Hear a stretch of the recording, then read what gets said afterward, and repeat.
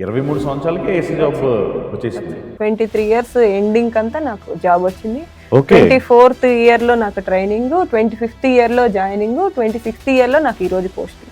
ఈ రోజు పాడ్కాస్ట్ లో మన స్టూడెంట్ ఏపీఎస్ఐగా సెలెక్ట్ అయిన గౌతమి మన ముందున్నారు.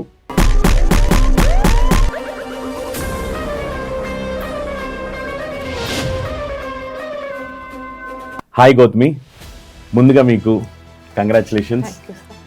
మీరు ఎస్ఐగా జాబ్ క్రాక్ చేసినందుకు. అసలు పోలీస్ యూనిఫామ్ జాబే ఎందుకు అనుకున్నావు? అసలు ఇంటి పక్కన ఒక అక్క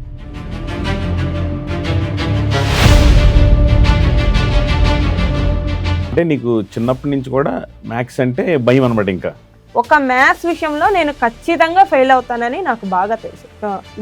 అందరూ కలిపి కుమ్మేస్తారు, నా జీవితం అయిపోయింది అనుకొని. నాకు ప్రైమరీ నెంబర్స్ అంటే కూడా ఒక తెలియని ఒక మనస్తత్వం నాది. అంటే అంత పూర్ మ్యాథ్స్ లో. ఓకే, అసలు ప్రైమ్ నెంబర్స్ అంటే ఏంటి అనే బేసిక్ కూడా తెలియదు అసలు నీకు. నాకు ఎంత కోపం వచ్చేస్తుందంటే పుస్తకాలన్నీ పక్కన పెట్టేసి తల వేసి గోడ గుద్దుకుంటా. నేను 10 మార్క్ వచ్చే చోట నాకు 27 మార్క్ వచ్చింది. అవును, నేను ఎలాగైనా ఎస్ఐ అవ్వాలి అని ఎప్పుడైతే నువ్వు డిసైడ్ అయ్యావో, అది డిసైడ్ అయిన తర్వాత వెళ్ళి క్వశ్చన్ పేపర్ చూస్తే దాంట్లో క్వశ్చన్ పేపర్ అంతా కూడా సగం మ్యాథ్సే కనిపించింది. అంటే మళ్ళీ ఆ మ్యాథ్స్ నేర్చుకోవాలి అంటే ఇప్పుడు నేను ఎస్ఐ అవ్వాలంటే మ్యాథ్స్ నేర్చుకోవాలి అనేది ఇప్పుడు నీ కళ్ళ ముందు ఒక క్వశ్చన్ మార్క్ లా కనిపించినప్పుడు నేను ఫస్ట్ టైం మీ తమ్లైన్ చూసిన సార్ యూట్యూబ్లో. 200కి 145 ప్లస్ ఈజీగా తెచ్చుకోవచ్చు సార్. ఎలాగే ఎక్స్ప్లెయిన్ చేస్తారో చూద్దామని నేను ఓపెన్ చేశాను. సగం క్వశ్చన్ చదువుతారు, ఆన్సర్ మీరే చెప్పేస్తారు. అవును అవును, ఆన్సర్ ఎలా చెప్పగలిగినారని కూడా మీరు చెప్తున్నారు. అవును, నాకేమో కొద్దిగా ఒక కాన్ఫిడెంట్ వచ్చింది.